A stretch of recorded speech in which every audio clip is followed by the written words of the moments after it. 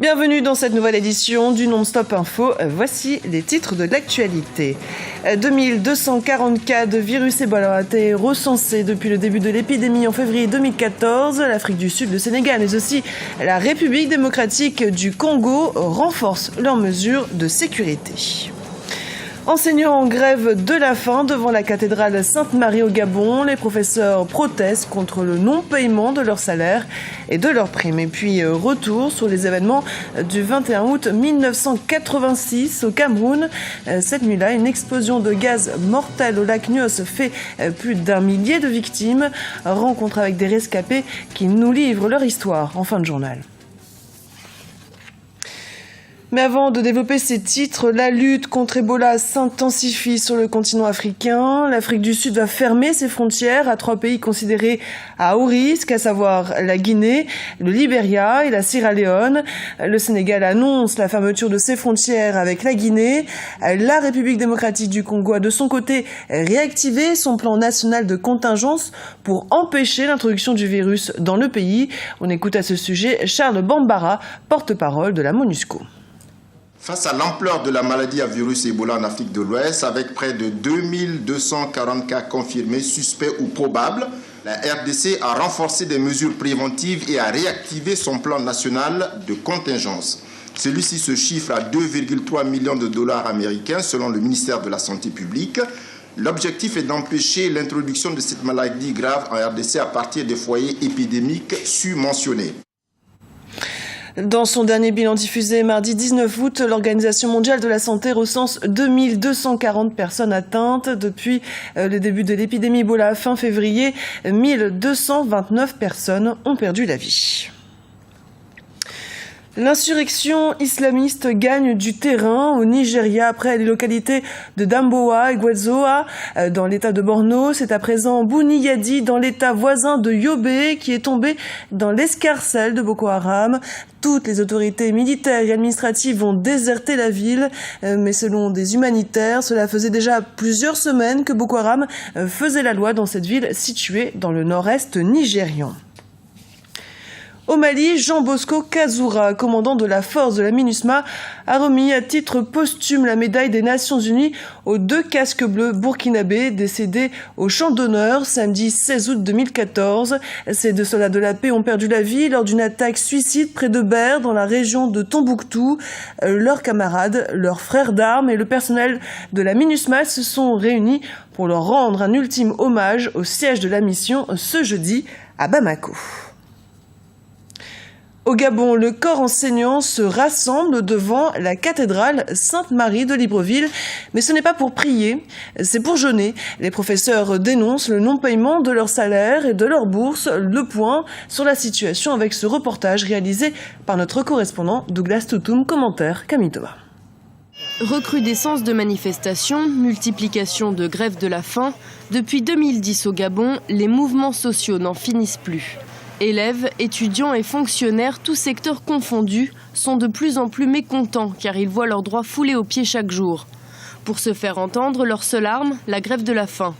Ici, les enseignants stagiaires des promotions 2013 de l'École nationale des instituteurs en sont le parfait exemple. Nous sommes confrontés vraiment à différents problèmes, dont d'abord le paiement de PIF, l'intégration, et les identifiants et nos salaires que nous n'avons pas obtenus depuis le début d'année. Nous sommes à Sainte-Marie parce que Sainte-Marie n'appartient pas au Gabon. Nous sommes en territoire vatican.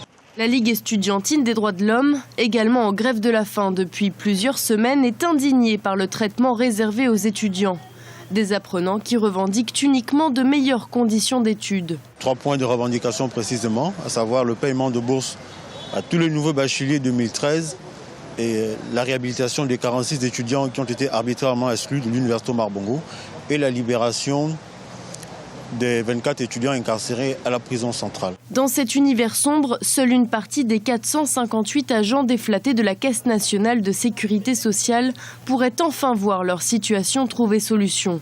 Victimes d'un plan de licenciement et de départ précipité à la retraite, les agents de la CNSSS sont en grève de la faim devant la cathédrale Sainte-Marie depuis le 7 avril 2014. En ce moment, les choses vont bon train et le secrétaire général de la présidence a déjà pris le flambeau. Nous espérons que d'ici là, ce serait la fin. Outre les cas cités, de nombreux autres Gabonais vivent le martyre et le parvis de la cathédrale Sainte-Marie est devenu le lieu par excellence de plaintes sans craindre d'être molestés.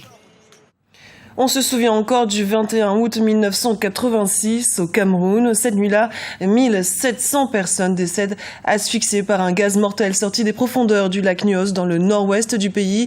Depuis cette terrible catastrophe, l'État a investi plusieurs milliards de francs CFA pour se doter d'un système de dégazage efficace. Côté survivants, la sérénité est de retour, mais le souvenir de cette nuit tragique est encore très présente dans toutes les mémoires. Reportage de notre correspondant Narcisse Doumbé.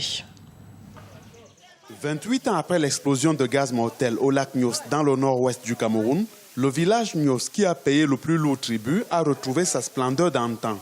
Près d'1 millier d'individus y sont retournés et ont développé de nombreuses activités. Le 21 août 1986, Youssouf avait 14 ans.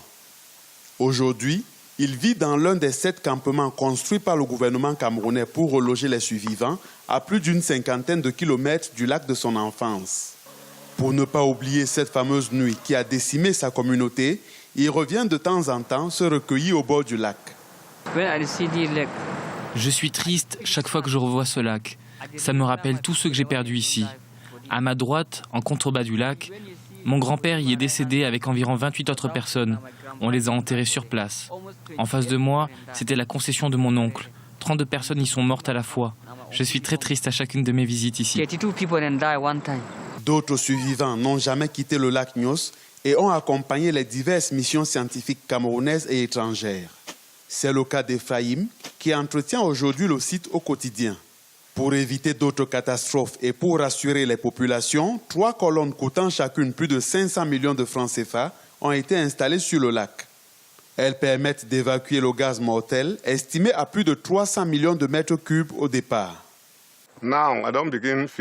À présent, je me sens plus en sécurité parce que le gouvernement a envoyé des scientifiques travailler dans le lac pour le vider de son contenu mortel. C'est pour cela que je me sens en sécurité, mais j'ignore si ça marchera ou pas.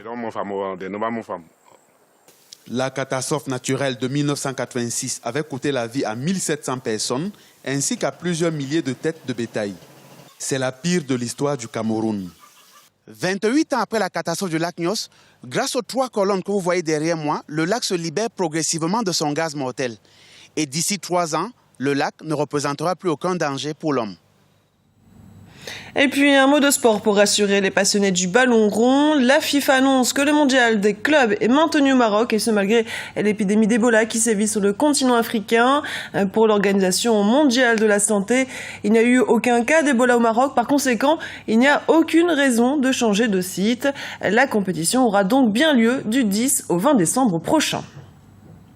Ce journal a été préparé par l'ensemble de la rédaction. Merci pour votre fidélité. Dans un instant, une nouvelle édition du Non-Stop Info sur Africa 24.